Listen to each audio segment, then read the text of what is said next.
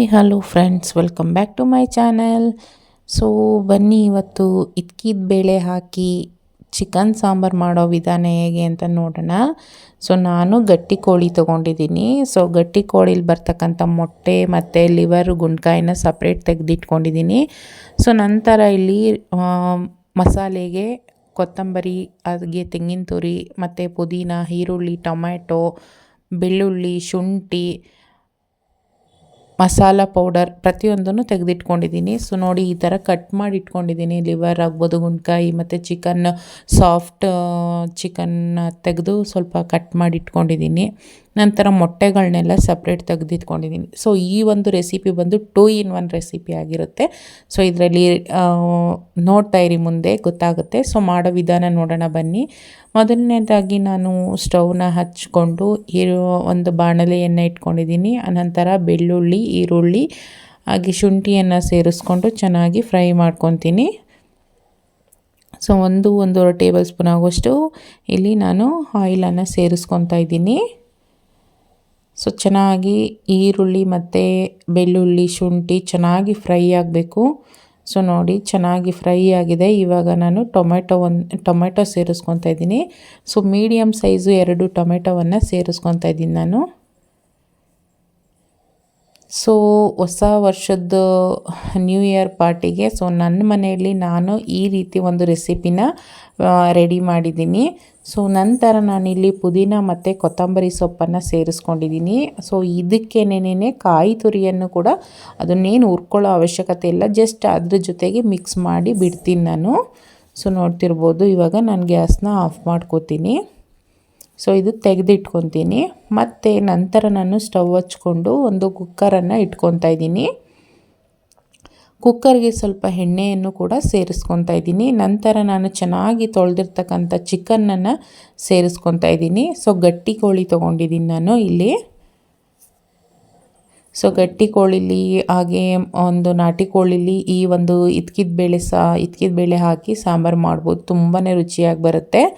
So ನಾನಿಲ್ಲಿ chicken ಚೆನ್ನಾಗಿ fry ಆಗ್ತಾಯಿದೆ. ಅದ್ರ ಜೊತೆಗೆ ನಾನು ಉಪ್ಪು ಮತ್ತು ಅರಿಶಿನ ಪುಡಿಯನ್ನು ಸೇರಿಸ್ಕೊಂಡು ಚೆನ್ನಾಗಿ ಫ್ರೈ ಮಾಡ್ಕೊತೀನಿ ನಾನು.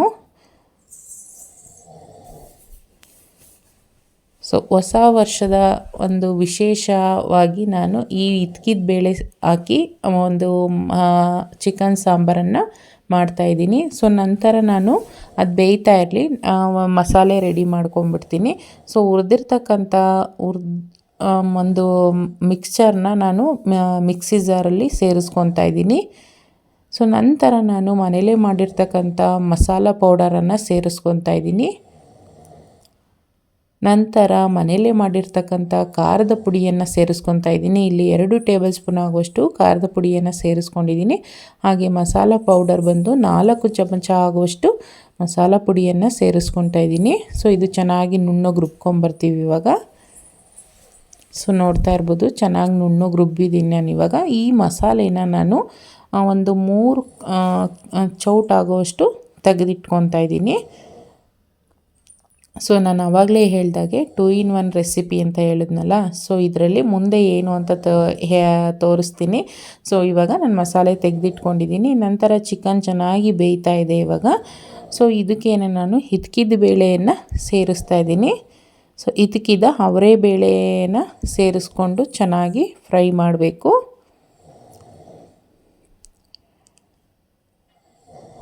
ಸೊ ನೀವು ಕೂಡ ಒಮ್ಮೆ ಈ ರೆಸಿಪಿನ ಟ್ರೈ ಮಾಡಿ, ತುಂಬಾ ರುಚಿಯಾಗಿ ಬಂದಿತ್ತು ಸೊ ನಮ್ಮ ಮನೇಲಿ. ಸೊ ನಂತರ ಇದ್ಕಿದ ಬೇಳೆ ಚೆನ್ನಾಗಿ ಫ್ರೈ ಆದ ನಂತರ ರುಬ್ಬಿರ್ತಕ್ಕಂಥ ಒಂದು ಮಿಶ್ರಣನ ಸೇರಿಸ್ಕೊತಾ ಇದ್ದೀನಿ ನಾನಿಲ್ಲಿ. ಹಾಗೆ ಜಾರ್ನ ತೊಳೆದ್ಬಿಟ್ಟು ಕೂಡ ಆ ನೀರನ್ನು ಸೇರಿಸ್ಕೊತಾ ಇದ್ದೀನಿ. ಒಂದು ಸತಿ ನೀರು ಹಾಕಿದ್ಮೇಲೆ ಚೆನ್ನಾಗಿ ಮಿಕ್ಸ್ ಮಾಡ್ತೀನಿ ಒಂದು ಸತಿ. ಅನಂತರ ಸಾಂಬಾರು ಕನ್ಸಿಸ್ಟೆನ್ಸಿ ನೋಡಿಕೊಂಡು ನೀರನ್ನು ಸೇರಿಸ್ಕೊತಾ ಇದ್ದೀನಿ ನಾನು. ಸೊ ನೋಡ್ತಿರ್ಬೋದು, ಇದು ಬಂದು ಸ್ವಲ್ಪ ತೆಳುವಾಗೇ ಆಗಲಿ, ಏಕೆಂದರೆ ಅವರೇ ಬೇಳೆ ಬೆಂದ ನಂತರ ಸಾಂಬಾರು ಗಟ್ಟಿಯಾಗೋ ಚಾನ್ಸಸ್ ಇರುತ್ತೆ. ಸೊ ಅದರಿಂದಾಗಿ ನೀರನ್ನು ನೋಡಿಕೊಂಡು ಸೇರಿಸ್ಕೋಬೇಕಾಗತ್ತೆ. ಸೊ ನೋಡ್ತಿರ್ಬೋದು, ಇವಾಗ ಈ ಕನ್ಸಿಸ್ಟೆನ್ಸಿಲಿ ಸಾಂಬಾರು ಇದೆ ಇವಾಗ. ಸೊ ಇವಾಗ 1 ಟೇಬಲ್ ಸ್ಪೂನು, ಅವಾಗೆ 1 ಟೇಬಲ್ ಸ್ಪೂನ್ ಹಾಕ್ಕೊಂಡಿದ್ದೆ, ಇವಾಗ 1 ಟೇಬಲ್ ಸ್ಪೂನ್ ಆಗೋಷ್ಟು ಉಪ್ಪನ್ನು ಸೇರಿಸ್ಕೊತಾ ಇದ್ದೀನಿ ನಾನು.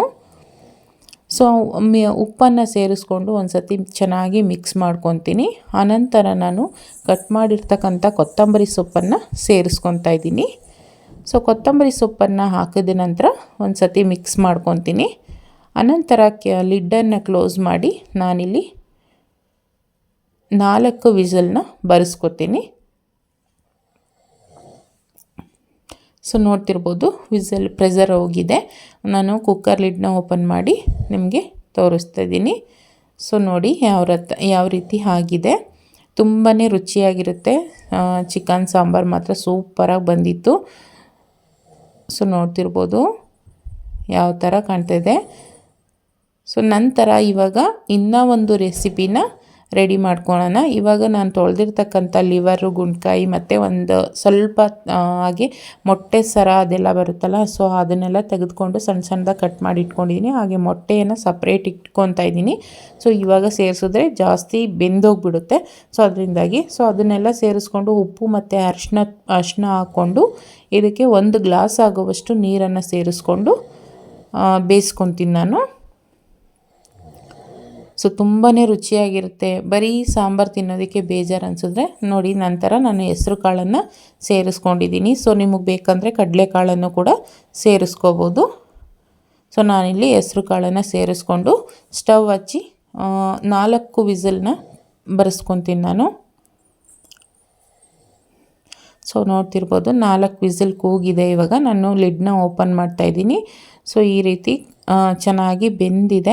ಇವಾಗ ನಾನು ಇದನ್ನು ಒಂದು ಸತಿ ಮಿಕ್ಸ್ ಮಾಡ್ತೀನಿ. ಸೊ ಮಿಕ್ಸ್ ಮಾಡಿಕೊಂಡು ಒಂದು ಪಾತ್ರೆಗೆ ಶಿಫ್ಟ್ ಮಾಡ್ಕೊತೀನಿ ಇವಾಗ ನಾನು. ಸೊ ನೋಡ್ತಿರ್ಬೋದು. ಸೊ ಸೈಡ್ಸ್ಗೂ ಕೂಡ ಒಂದೇ ಥರ ತಿನ್ನೋದಕ್ಕೆ ಬೇಜಾರಾಗುತ್ತಲ್ವ. ಸೊ ಅದರಿಂದಾಗಿ ಈ ರೀತಿ ಮಾಡಿಕೊಂಡ್ರೆ ತುಂಬಾ ರುಚಿಯಾಗಿರುತ್ತೆ.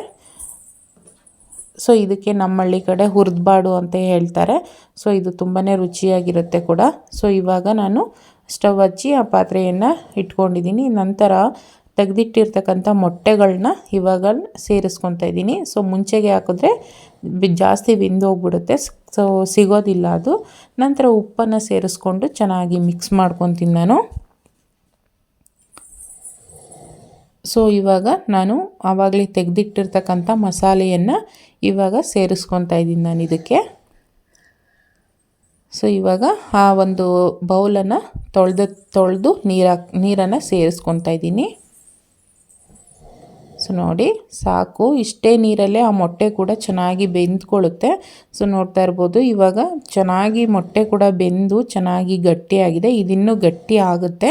ಸೊ ಇವಾಗ ಆಗಿದೆ, ಆಫ್ ಮಾಡ್ಕೊತೀನಿ ನಾನು. ಸೊ ನೋಡ್ತಿರ್ಬೋದು ಸಾಂಬಾರು ಹಾಗೆ ಹುರಿದ್ಬಾಡು ರೆಡಿಯಾಗಿದೆ. ಸರ್ವ್ ಮಾಡೋಣ ಬನ್ನಿ. ಸೊ ನ್ಯೂ ಇಯರ್ ಸ್ಪೆಷಲ್ಲು, ಹೊಸ ವರ್ಷದ ಒಂದು ಸ್ಪೆಷಲ್ ಊಟ ಅಂತಲೇ ಹೇಳ್ಬೋದು. ಸೊ ನೋಡ್ತಿರ್ಬೋದು.